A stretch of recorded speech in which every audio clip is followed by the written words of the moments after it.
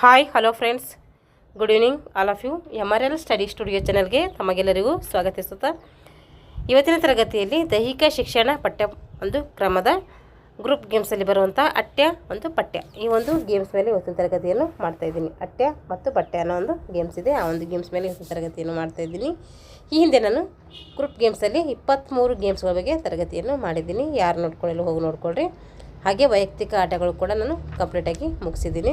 ಅದರಲ್ಲಿ 3 ಒಂದು ಪ್ರಕಾರಗಳು ಬರ್ತವೆ: ಎಸೆತಗಳು, ಜಿಗಿತಗಳು, ನೆಗೆತಗಳು. ಅವೆಲ್ಲ ನಾನು ಮುಗಿಸಿದ್ದೀನಿ. ಅಲ್ಲಿ ಎಸೆತಗಳಲ್ಲಿ ಮತ್ತು ಜಿಗಿತಗಳಲ್ಲಿ ಮತ್ತು ನೆಗೆತಗಳಲ್ಲಿ ಸಬ್ ಒಂದು ಅಲ್ಲಿಯೂ ಕೂಡ ಏನು ಬರ್ತವೆ, ಗೇಮ್ಸ್ಗಳು ಬರ್ತವೆ. ಅವೆಲ್ಲದ್ರ ಬಗ್ಗೆ ಸಂಕ್ಷಿಪ್ತವಾಗಿ ತರಗತಿಗಳನ್ನು ಮಾಡಿದ್ದೀನಿ.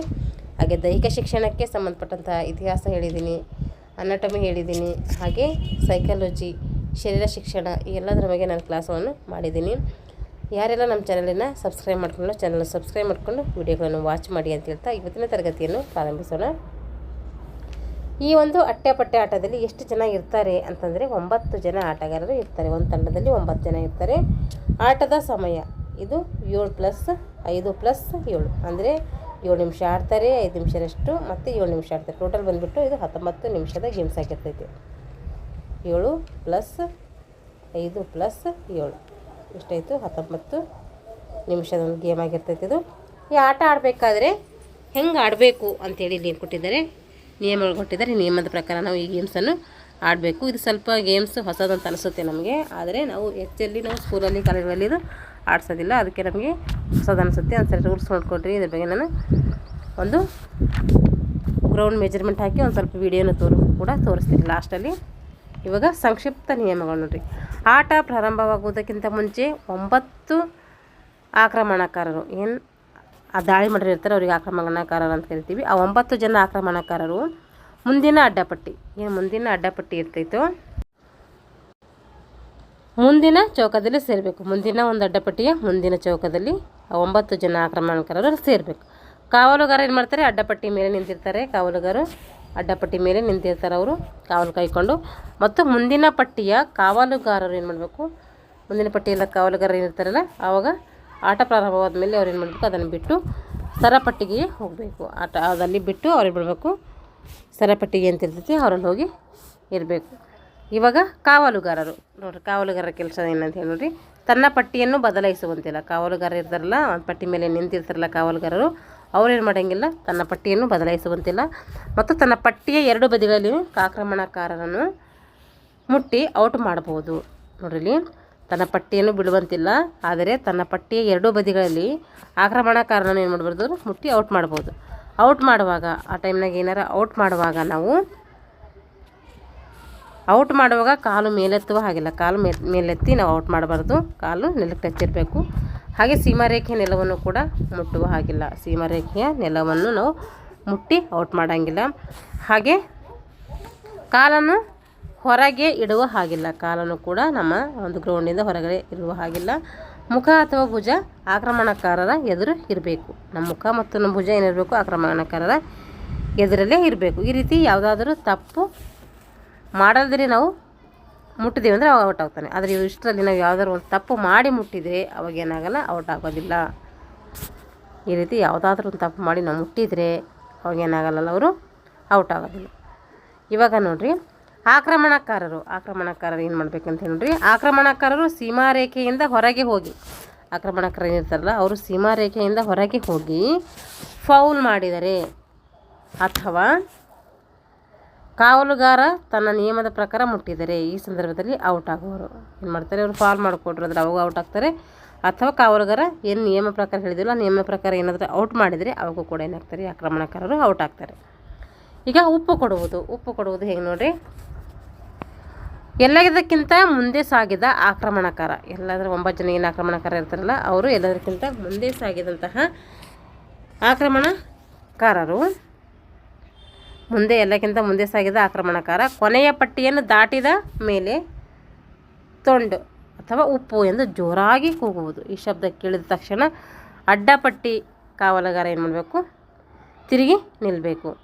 ಏನಿರ್ತಾರೆ ಅಂದರೆ ಎಲ್ಲದಕ್ಕಿಂತ ಮುಂದೆ ಸಾಗಿದಂಥ ಆಕ್ರಮಣಕಾರ ಮುಂದೆ ಏನಿರ್ತಾನೆ, ಎಲ್ಲದಕ್ಕಿಂತ ಮುಂದೆ ಇರ್ತಾನೋ ಆ ಮುಂದೆ ಇರುವಂಥ ಆಕ್ರಮಣಕಾರ ಕೊನೆಯ ಪಟ್ಟಿ ದಾಟಿದ ತಕ್ಷಣ, ಪಟ್ಟಿಗಳು ಎಷ್ಟಿರ್ತವೆ ಅಲ್ಲಿ ಪಟ್ಟಿಗಳಿರ್ತಾವಲ್ಲ, ಆ ಪಟ್ಟಿಗಳಾದರೆ 8 ಪಟ್ಟಿಗಳು ಇರ್ತವೆ, 9 ಪಟ್ಟಿಗಳಿರ್ತವೆ. ಆ 9 ಪಟ್ಟಿ ಕೊನೆಯ ಪಟ್ಟಿಯನ್ನು ದಾಟಿದ ಮೇಲೆ ತೊಂಡು ಅಥವಾ ಉಪ್ಪು ಅಂಥೇಳಿ ಜೋರಾಗಿ ಹೇಳಬೇಕು. ಏಕೆಂದರೆ ಕಾವಲುಗಾರ ಆ ಒಂದು ಶಬ್ದ ಕೇಳಿದ ಮೇಲೆ ತಕ್ಷಣ ಅಡ್ಡಪಟ್ಟಿ ಕಾವಲುಗಾರ ಏನು ಮಾಡಬೇಕು, ಅವಾಗ ತಿರುಗಿ ನಿಲ್ಲಬೇಕು, ನಿಲ್ಲಬೇಕು. ಅದಕ್ಕೋಸ್ಕರ ಜೋರಾಗಿ ಹೇಳಬೇಕು. ಆಕ್ರಮಣಕಾರರು ಉಪ್ಪು ಪಡೆದ ಆಕ್ರಮಣಕಾರನ ಕಡೆಗೆ ಸಾಕ್ತಾರೆ. ಅವಾಗೇನು ಆಕ್ರಮಣಕಾರರು ಉಪ್ಪು ಪಡಿತಾರಲ್ಲ, ಉಪ್ಪು ಪಡೆದ ಆಕ್ರಮಣಕಾರರು ಕಡೆಗೆ ಸಾಕ್ತಾರೆ. ಅಂದರೆ ಆಕ್ರಮಣಕಾರರು ಉಪ್ಪು ಪಡೆದ ಆಕ್ರಮಣಕಾರನ ಕಡೆಗೆ ಏನು ಮಾಡ್ತಾರೆ, ಅವರು ಸಾಕ್ತಾರೆ. ಒಬ್ಬ ಆಕ್ರಮಣಕಾರಿ ಒಮ್ಮೆ ಉಪ್ಪು ಪಡೆದ ನಂತರ ನೋಡ್ರಿ, ಒಬ್ಬ ಆಕ್ರಮಣಕಾರ ಒಮ್ಮೆ ಉಪ್ಪು ಪಡೆದ ನಂತರ ಅವನು ಉಳಿದವರು ಅದನ್ನು ತಲುಪಿಸುವ ಅರ್ಹತೆಯನ್ನು ಪಡೆಯುತ್ತಾನೆ. ಒಬ್ಬ ಆಕ್ರಮಣಕಾರಿ ಒಮ್ಮೆ ಉಪ್ಪು ಪಡೆದ ಅಂತಂದರೆ ಅವನು ಉಳಿದವರಿಗೂ ಕೂಡ ಅದನ್ನು ತಲುಪಿಸುವಂತಹ ಅರ್ಹತೆಯನ್ನು ಪಡೆದಿರ್ತಾನೆ. ಉಪ್ಪು ತಂದ ಆಟಗಾರನು ದಾಟಿ ಹೋದ ಚೌಕಕ್ಕೆ ಹೋಗುವಂತಿಲ್ಲ. ಉಪ್ಪು ತಂದು ಕೊಟ್ಟಂತಹ ಆಟಗಾರನ ಚೌಕ ಇರುತ್ತಲ್ಲ, ಆ ಒಂದು ಚೌಕ ದಾಟಿ ಹೋಗುವಂತಿಲ್ಲ. ಉಪ್ಪು ಪಡೆಯದೇ ಆಕ್ರಮಣಕಾರನು ಮುಂದಿನ ಪಟ್ಟಿಗೆ ಸಾಗುವ ಹಾಗಿಲ್ಲ. ಉಪ್ಪು ಪಡೆಯದೇ ಮುಂದಿನ ಪಟ್ಟಿಗೆ ನಾವು ಹೋಗುವ ಹಾಗಿಲ್ಲ. ಉಪ್ಪು ಪಡೆದ ಮೇಲೆ ಹೋಗಬೇಕು. ಈ ನಿಯಮ ಏನಾದರೂ ಉಲ್ಲಂಘನೆ ಮಾಡಿದರೆ ಅದು ಏನಂತೀವಿ, ಫಾಲ್ ಅಂತೇಳಿ, ಅಕ್ರಮ ಅಂತೇಳಿ ಕರಿತೀವಿ, ಫಾಲ್ ಅಂತೇಳಿ ಹೇಳ್ತೀವಿ. ಈಗ ಲೋನ ಅಂದರೆ ನೋಡಿರಿ, ಕಬಡ್ಡಿಯಲ್ಲಿ ಕೂಡ ಲೋನ ಬರ್ತೈತೆ. ಇಲ್ಲಿ ಲೋನ ಅಂದರೆ ನೋಡಿರಿ, ಉಪ್ಪು ಕೊಡುವ ಆಕ್ರಮಣಕಾರರಿಗೆ. ಯಾರು ಉಪ್ಪು ಕೊಡ್ತಿದ್ರೆ ಆ ಆಕ್ರಮಣಕಾರರಲ್ಲಿ ಒಬ್ಬ ಆರಂಭದ ಎಲ್ಲ ಆಕ್ರಮಣಕಾರರು ಅಂದರೆ ಔಟ್ ಆದವರನ್ನು ಹೊರತುಪಡಿಸಿ ಮುಂದಿನ ಪಟ್ಟಿಯ ಹತ್ತಿರ ಬಂದು ಸೇರಿ ಸಮಯ ಮುಗಿಯುವವರೆಗೂ ಪುನಃ ಏನು ಮಾಡಬೇಕು, ಆಟ ಮುಂದುವರಿಸಬೇಕು. ನೋಡಿರಿ, ಲೋನ ಅಂದರೆ ಉಪ್ಪು ಕೊಡುವ ಆಕ್ರಮಣಕಾರರಲ್ಲಿ ಒಬ್ಬ ಆಕ್ರಮಣಕಾರ ಪ್ರಾರಂಭದ ಎಲ್ಲ ಆಕ್ರಮಣಕಾರರನ್ನು ಔಟ್ ಆದವರನ್ನು ಹೊರತುಪಡಿಸಿ ಮುಂದಿನ ಪಟ್ಟಿಯ ಹತ್ತಿರ ಬಂದು ಸೇರಿ ಸಮಯ ಮುಗಿಯುವವರೆಗೆ ಪುನಃ ಏನು ಮಾಡಬೇಕು, ಆಟ ಮುಂದುವರಿಸಬೇಕು. ಇದಕ್ಕೇನಂತೀವಿ, ಲೋನ ಅಂತೇಳಿ ಕರಿತೀವಿ. ಅಂದರೆ ಉಪ್ಪು ಕೊಡುವಂಥ ಆಕ್ರಮಣಕಾರರು ಒಬ್ಬ ಪ್ರಾರಂಭದ ಆಟಗಾರ, ಅಂದರೆ ಫಸ್ಟ್ನೇ ಆಟಗಾರ ಇರ್ತಾರೆ. ಎಲ್ಲ ಆಕ್ರಮಣಕಾರರಿಗೆ ಏನು ಮಾಡ್ತಾರೆ, ಔಟ್ ಆದವ್ರನ್ನ ಬಿಟ್ಟು ಎಲ್ಲ ಉಳಿದೆಲ್ಲ ಆಕ್ರಮಣಕಾರರಿಗೆ ನೋಡಬೇಕು, ಮುಂದಿನ ಪಟ್ಟಿಯ ಹತ್ತಿರ ಬಂದು ಸೇರಿ ಸಮಯ ಮುಗಿಯುವವರೆಗೆ ನೋಡಬೇಕು, ಪುನಃ ಆಟವನ್ನಲ್ಲಿ ಮುಂದುವರಿಸಬೇಕು. ಇದಕ್ಕೆ ನಾವು ಲೋನ ಅಂತೇಳಿ ಕರಿತೀವಿ. ಈಗ ಅಂಕಗಳು ಹೆಂಗೆ ಗೆಲ್ಲಬೇಕು ನೋಡೋ ಅಂಕಗಳು ಅಂತಂದರೆ, ಆಕ್ರಮಣಕಾರರು ಬಂದು ಅಡ್ಡ ಪಟ್ಟಿಯನ್ನು ದಾಟಿದಾಗ 1 ಗುಣ ಸಿಗ್ತೈತಿ. ಆಕ್ರಮಣಕಾರರು ಬಂದು ಒಂದು ಅಡ್ಡಪಟ್ಟಿ ದಾಟಿದಾಗ ಅವಾಗ ಏನು ಮಾಡ್ತೀವಿ, 1 ಗುಣ ಸಿಗ್ತೈತಿ. ಇಲ್ಲಿ ಮುಂದೆ ಇರುವ ಒಬ್ಬ ಆಕ್ರಮಣಕಾರನು ಗಣನೆಗೆ ತೆಗೆದುಕೊಳ್ಬೇಕು. ಇಲ್ಲಿ ಮುಂದೆ ಇರುವಂಥ ಒಬ್ಬ ಆಕ್ರಮಣಕಾರನನ್ನು ಗಣನೆಗೆ ತೆಗೆದುಕೊಳ್ಬೇಕು. ಹೀಗೆ ಒಂದು ಲೋನ ಎಂದರೆ 9 + 9 = 18 ಗುಣಗಳು ಇಲ್ಲಿ ಏನಾಗ್ತವೆ, ಕಾಣುತ್ತದೆ. ಏನು ಮಾಡ್ತೇವೆ, ಈಗ ಒಂದು ಲೋನ ಅಂದರೆ 9 + 9 18 ಗುಣಗಳು ಇಲ್ಲಿ ಏನಾಗ್ತವೆ, ಕಾಣ್ತವೆ. ಈಗ ಆಟದ ಮೈದಾನ, ದ ಪ್ಲೇಯಿಂಗ್ ಫೀಲ್ಡ್ ಹೆಂಗಿರ್ಬೇಕು ನೋಡಿರಿ, ಒಂದು ಆಟ ಪಟ್ಟದ ನೋಡಿರಿ. ಮೈದಾನದ ಉದ್ದ ಎಷ್ಟಿರಬೇಕು ಅಂತಂದರೆ 111 ಇಂಚ್ 1 ಇಂಚ್ ಅಡಿ ಇರಬೇಕು. ಅಂದರೆ ಮೀಟರ್ ಹೇಳಬೇಕಾದ್ರೆ ಇದು ಎಷ್ಟು ಹೇಳಬೇಕಂದ್ರೆ 33.68 ಮೀಟರ್. ಇದು ಏನು ಓದಬೇಕಂದ್ರೆ ಈ ರೀತಿ ಇದ್ದರೆ ಇದು ಫೀಟ್ ಅಂತ ಓದಬೇಕು. ಏನು ಓದಬೇಕು, ಇದು ಫೀಟ್ ಅಂತ. ಈ ರೀತಿ ಇದ್ದರೆ ಇದಕ್ಕೇನು ಓದಬೇಕು, ಇಂಚ್ ಅನ್ಬೇಕು. ಇಲ್ಲಿ ಫೀಟ್ ಇದೆ ಅಂದರೆ 111 ಫೀಟ್ 1 ಅಡಿ. 1 ಫೀಟ್ ಅಂತಲೂ ಹೇಳ್ಬೋದು, 1 ಫೀಟ್ ಅಡಿ ಅಂತಲೂ ಹೇಳ್ಬೋದು. ಇಲ್ಲಿ ಎಷ್ಟಿದೆ ಅಂತಂದರೆ ಮೈದಾನದ ಉದ್ದ 111 ಫೀಟ್ 1 ಫೀಟ್ ಅಡಿ ಇದೆ. ಇದು ಉದ್ದ ಬಂದುಬಿಟ್ಟು. ಈಗ ಮೀಟರ್ ಹೇಳಬೇಕಾದ್ರೆ ಎಷ್ಟು ಹೇಳಬೇಕಂದ್ರೆ 33.68 ಮೀಟರ್ ಅಂತ ಹೇಳಬೇಕು. ಈಗ ಅಗಲ ನೋಡಿರಿ, ಅಗಲ 21 ಫೀಟ್ ಇಂದ 1 ಫೀಟ್ ಅಡಿಯಷ್ಟು ಅಗಲ ಇರ್ತೈತಿ. ಏನಾದರೂ ಮೀಟರ್ ಹೇಳಬೇಕಾದ್ರೆ 7.10 ಮೀಟರ್ ಇರ್ತೈತೆ. ಈಗ 13 ಫೀಟ್ ಅಡಿ ಅಂದರೆ 33 ಸೆಂಟಿಮೀಟರ್ ಅಗಲದ ಎಷ್ಟಿರಬೇಕಂದ್ರೆ ಅಡ್ಡಪಟ್ಟಿಗಳು 9 ಅಡ್ಡಪಟ್ಟಿಗಳಲ್ಲಿ ಇರ್ತವೆ. ಗ್ರೌಂಡ್ ಬರ್ತೈತೆ, ಇವಾಗ ತೋರಿಸ್ತೀನಿ ಮುಂದೆ. 9 ಅಡ್ಡಿಪಟ್ಟಿಗಳ ಇರ್ತವೆ. ಇಲ್ಲಿ 9 ಅಡ್ಡಿಪಟ್ಟಿಗಳು ಇರ್ತವೆ. ಇವುಗಳನ್ನು ಮೈದಾನದ ಎರಡೂ ಬದಿಗೆ ಏನು ಮಾಡ್ತಾರೆ, 3 ಫೀಟ್ ಅಡಿ ಅಂದರೆ 91 ಸೆಂಟಿಮೀಟರ್ನಷ್ಟು ಏನು ಮಾಡ್ತಾರೆ, ಬೆಳೆಸಿರ್ತಾರೆ. ಮೈದಾನದ ಮಧ್ಯಭಾಗದಲ್ಲಿ 9 ಪಟ್ಟಿಗಳ ಮಧ್ಯದಲ್ಲಿ 89 ಫೀಟ್ 1 ಇಂಚ್ ಅಡಿ ಅಂದರೆ 27.15 ಮೀಟರ್ ಇರ್ತೈತೆ. ಇದು ಇಲ್ಲಿ ಅಷ್ಟೇ ಇರ್ತೈತೆ. ಉದ್ದದ ಸರಪಳಿಯಲ್ಲಿ ಇರ್ತೈತೆ. ಪ್ರತಿಯೊಂದು ಚೌಕ ಎಷ್ಟಿರ್ತದೆ ಅಂದರೆ 11 ಫೀಟ್ ಉದ್ದ ಇರ್ತೈತೆ, 11 ಫೀಟ್ ಅಗಲ ಇರ್ತೈತೆ. 11 ಫೀಟ್ ಅಗಲ, 11 ಫೀಟ್ ಅಗಲ ಏನಿರ್ತೈತಿ ಇದು ಈ ಒಂದು ಚೌಕ ಹೊಂದಿರ್ತೈತೆ.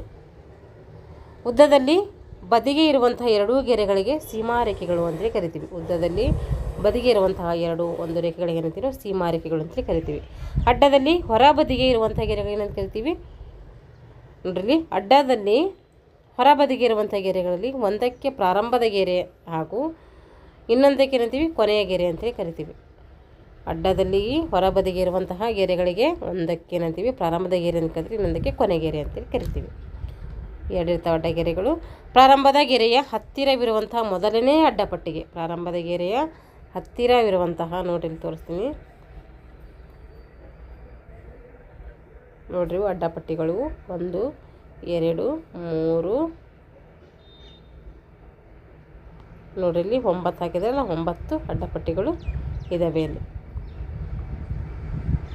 ಈ ಕಡೆ 9 ಈ ಕಡೆ 9 ಇರ್ತವೆ. ಒಟ್ಟು ಸೇರಿಸ್ಬಿಟ್ಟು 18 ಅಡ್ಡಪಟ್ಟಿಗಳು ಇರ್ತವೆ. ಇವಾಗ ಏನಾಯಿತು ನೋಡ್ರಿ ಪ್ರಾರಂಭದ ಗೆರೆಯ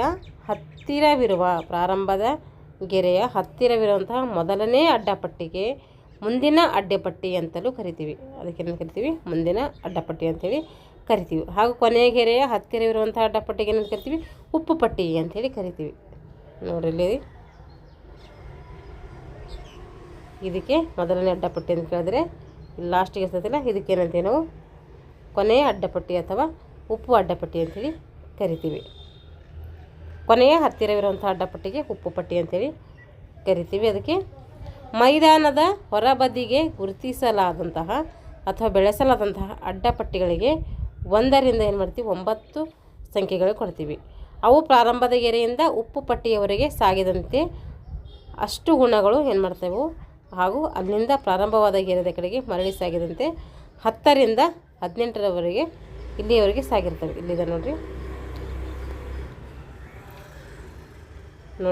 ಇಲ್ಲಿ ನಡೆದ ಕಡೆ 9 ಇದ್ದಾವೆ, ಇಲ್ಲಿ ಹಿಡಿದು 10ರಿಂದ 18 ಈ ರೀತಿ ಎರಡು ಬದಿಯಲ್ಲಿ ಇದ್ದಾವೆ ಅವು. ಇದು ನೋಡ್ಕೊಳ್ರಿ ನೋಡಿರಿ 1ರಿಂದ ಎಷ್ಟಿದ್ದಾವೆ. ಇದು ಪ್ರಾರಂಭದ ಒಂದು ಅಡ್ಡಪಟ್ಟಿ ಇರ್ತದೆ, ಇದು ಕೊನೆಯ ಒಂದು ಅಡ್ಡಪಟ್ಟಿ, ಇದಕ್ಕೆ ಉಪ್ಪು ಪಟ್ಟಿ ಅಂಥೇಳಿ ಕರಿತೀವಿ.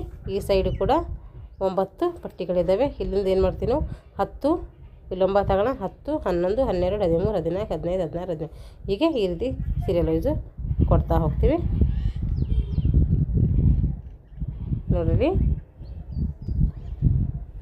ಮೈದಾನದ ಹೊರಬದಿಗೆ ಗುರುತಿಸಲಾದಂತಹ ಅಥವಾ ಬೆಳೆಸಲಾದಂತಹ ಅಡ್ಡಪಟ್ಟಿಗಳಿಗೆ 1ರಿಂದ ಏನು ಮಾಡ್ತೀವಿ 9 ಸಂಖ್ಯೆ ಕೊಡ್ತೀವಿ. 9 ಸಂಖ್ಯೆಗಳು ಕೊಟ್ಟಿದ್ದೀವಲ್ಲ ಅವು ಪ್ರಾರಂಭದ ಗೆರೆಯಿಂದ ಉಪ್ಪು ಪಟ್ಟಿಯವರೆಗೆ ಸಾಗಿದಂತೆ ಅವು ಅಷ್ಟು ಗುಣಗಳು ಏನು ಮಾಡ್ತೇವೆ ಹಾಗೂ ಅಲ್ಲಿಂದ ಪ್ರಾರಂಭದ ಗೆರೆಯ ಕಡೆಗೆ ಮರಳಿ ಸಾಗಿದಂತೆ 10ರಿಂದ ಏನು ಮಾಡ್ತೀವಿ 18ರವರೆಗೆ ಏನು ಮಾಡ್ತೀವಿ ನಾವು ಸಂಖ್ಯೆಗಳನ್ನು ಕೊಡ್ತೀವಿ. ಅಷ್ಟು ಗುಣಗಳು ಇಲ್ಲಿ ದೊರೀತವೆ. ಈಗ ಕಿರಿಯರ ಮೈದಾನ, ಅದು ಹಿರಿಯರ ಮೈದಾನ ಆಯಿತು. ಈ ಕಿರಿಯರ ಮೈದಾನ ಎಷ್ಟಿರ್ತದೆ ನೋಡಿರಿ. ಇಲ್ಲಿ ಕೂಡ ಉದ್ದ 101 ಫೀಟ್ ಅಡಿ ಉದ್ದ ಇರ್ತೈತೆ. ಮೀಟ್ರಲ್ಲಿ ಹೇಳಬೇಕಾದ್ರೆ 30.80 ಮೀಟ್ರ್ ಇರ್ತೈತೆ. ಅಗಲ ಇಟ್ಟಿರ್ತೈತೆ ಅಂತಂದರೆ ಇಲ್ಲಿ 21 ಫೀಟ್ ಅಡಿ ಅಗಲ ಇರ್ತೈತೆ. ಮೀಟ್ರ್ ಹೇಳಬೇಕಾದ್ರೆ 6.40 ಮೀಟರ್ ಇರ್ತೈತೆ. ಅಡ್ಡಪಟ್ಟಿಯ ಅಗಲ ಎಷ್ಟಿರ್ತೈತೆ ಅದರದ್ದು ಈ ರೀತಿ ಅಡ್ಡಪಟ್ಟಿಗಳಿದಾವಲ್ಲ ಅದರ ಅಗಲ ಎಷ್ಟಿರ್ತೈತೆ ಅಂತಂದರೆ 12 ಇಂಚಸ್ ಇರ್ತೈತೆ. 12 ಇಂಚಸ್ ಇರ್ತೈತೆ ಅಥವಾ ಅದಕ್ಕೆ 30 ಸೆಂಟಿಮೀಟರ್ ಅಂತ ಕೂಡ ನಾವು ಕರಿತೀವಿ.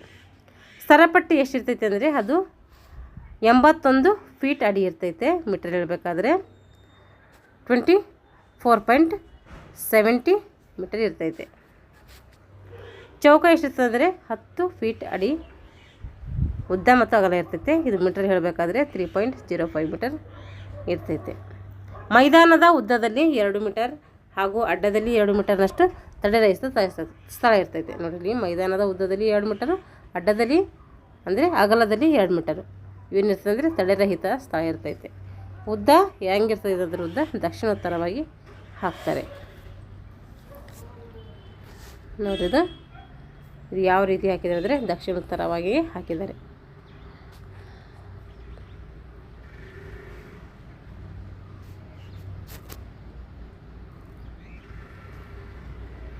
ಇದೆಲ್ಲ ಹೆಂಗೆ ಕಂಡುಹಿಡಬೇಕು ಅಂತೇಳಿ ಕೊಟ್ಟಿದ್ದಾರೆ. ಇದು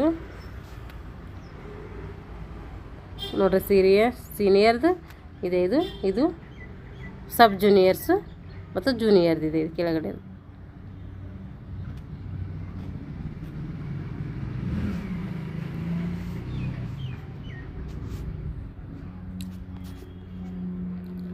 ಇಲ್ಲಿದೆಯಲ್ಲ ಇದ್ರ ಮೇಲಿಂದ ಹಾಕಿರೋದು.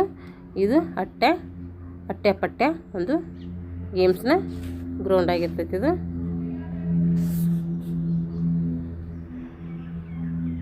ಇದೆಲ್ಲದ್ರ ಬಗ್ಗೆ ನಾವೀಗ ತಿಳ್ಕೊಂಡಿದ್ದೀವಲ್ಲ. ನೋಡಿರಿ ಇಲ್ಲಿ ಎಷ್ಟಿದೆ. ಇದು ಇಲ್ಲಿಂದ ಇಲ್ಲಿಗೆ 13 ಇಂಚಸ್ ಇದೆ. ಇಲ್ಲಿಂದ ಇಲ್ಲಿಗೆ ಎಷ್ಟಿದೆ ಇದು 13 ಇಂಚಸ್. ಯಾಕೆಂದರೆ ಇದು ಎಲ್ಲಿ ಹೋದರೂ 13 ಇಂಚಸ್ ಇರ್ತೈತಿ ಇಲ್ಲಿ ಗಂಟ. ಇದು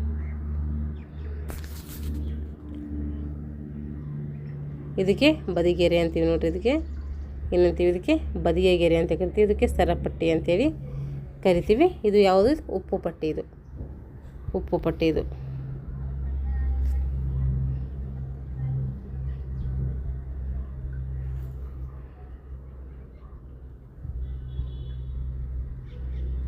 ಇದೆಲ್ಲ ಸ್ವಲ್ಪ ನಮ್ಗೆ ಹೊಸದು ಅನ್ನಿಸ್ತೈತೆ. ಇದು ನೇಮ್ಸು ನೀವು ಒಂದ್ಸರಿ ಚೆನ್ನಾಗಿ ನೋಡ್ಕೊಳ್ರಿ. ಇದು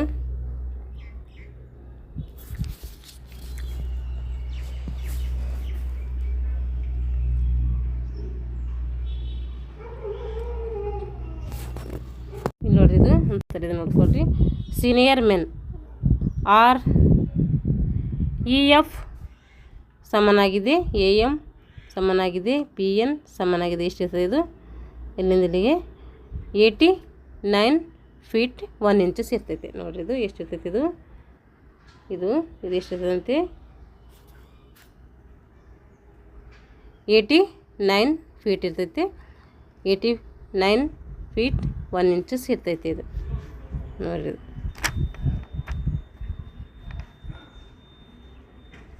ಇಲ್ಲಿ ಇಂಗ್ಲೀಷ್ ಅಕ್ಷರಗಳು ಕೊಟ್ಟಿದ್ದಾರೆ ನೋಡ್ರಿ. ಇಲ್ಲಿ E ಇಂದ F ಇಲ್ಲಿ ಗಂಟ ಹಿಂಗೆ. ಆಮೇಲೆ AM, ಏನಿಂದ M ಈ ರೀತಿ ಕೆಳಗಡೆ M ಬರ್ತೈತೆ ನೋಡ್ರಿ. M A ಇಂದ M ಗಂಟ. ಆಮೇಲೆ ಏನಿದು H ಇಂದ N, BN, B ಇಂದ N ನೋಡ್ರಿ. ಇಲ್ಲಿ B ಇದೆ ಕೆಳಗಡೆ N ಇದೆ. H ಇಲ್ಲ, B ಇಂದ N. ಇದು ಇಲ್ಲಿ ಗಂಟ ಏನಿರ್ತವೆ? 3 ಸಮ ಆಗಿರ್ತವೆ. ಇದು 3 ಸಮನಾಗಿರ್ತವೆ. 3 ಎಷ್ಟಿರ್ತವೆ ಅಂದರೆ 89 ಫೀಟ್ 1 ಇಂಚಸ್ ಇರ್ತೈತೆ. ಈಗ AB ಸಮನಾಗಿದೆ CD, AB ಸಮನಾಗಿದೆ CD. ಇದು ನೋಡ್ರಿ CD ಎಲ್ಲಿದೆ? ಇಲ್ಲಿದೆ ನೋಡ್ರಿ. AB ಸಮನಾಗಿದೆ CD ಅಂದರೆ ಇದು ಮತ್ತು ಇದು.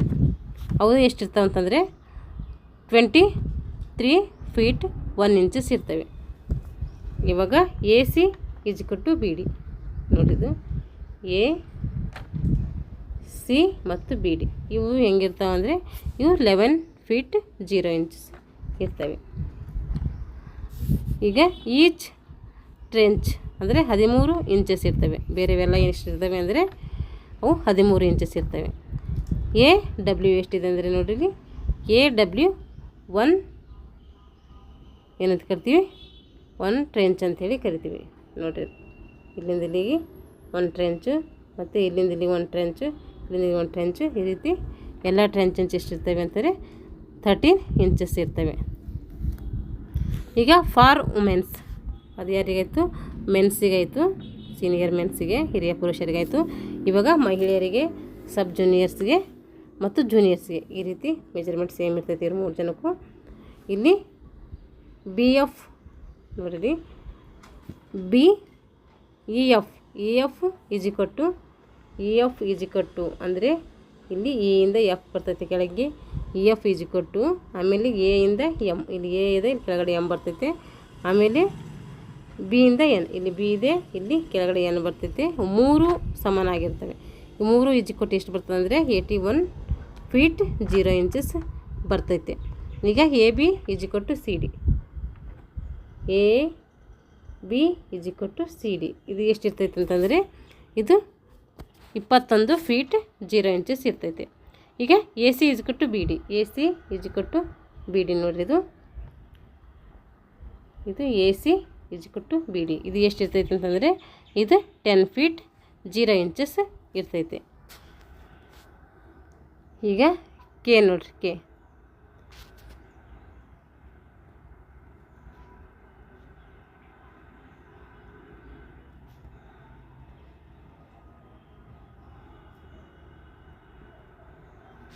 ಕೇನೆ ಕಾಣಿಸ್ತಿಲ್ಲ ಇಲ್ಲಿ.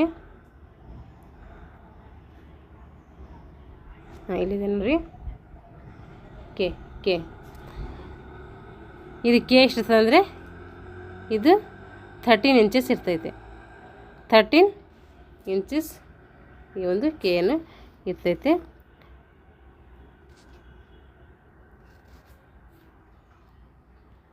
ಸಾರಿ, 13 ಇಂಚಸ್ ಅಲ್ಲ, ಇಲ್ಲಿ 1 ಇಂಚಸ್ ಅದು ಪುರುಷರದಿದೆ. ಇದು ನೋಡಿರಿ 1 ಫೀಟ್ 1 ಫೀಟ್ ಇರ್ತೈತೆ. ಯಾವುದು ಇದು? ಕೆ. ಇದು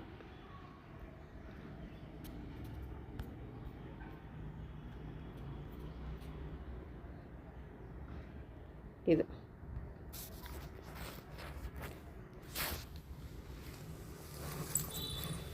ಆಫ್ ಹಾರಿಜೆಂಟಲ್ ಆ್ಯಂಡ್ ವರ್ಟಿಕಲ್ ಅಂದರೆ ಉದ್ದ ಮತ್ತು ಅಗಲ ಎಷ್ಟಿರ್ತೈತೆ ಅಂದರೆ ಎ ಸ್ಕ್ವೇರ್ ಇರ್ತೈತೆ. ಎಷ್ಟಿರ್ತೈತೆ?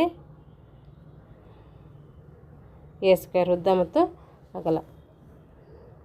ನೋಡಿರಿ, ಇದು ಉದ್ದ, ಇದು ಅಗಲ.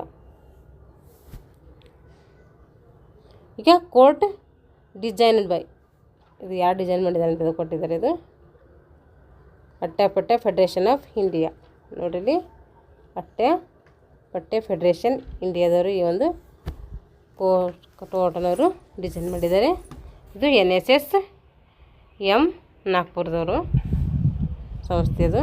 ಈಗ ಡೈಗ್ರಾಮ್ ಡಿಸೈನ್ ಯಾರು ಮಾಡಿದ್ದಾರೆ ಅಂತ ಕೊಟ್ಟಿದ್ದಾರೆ. ಇದು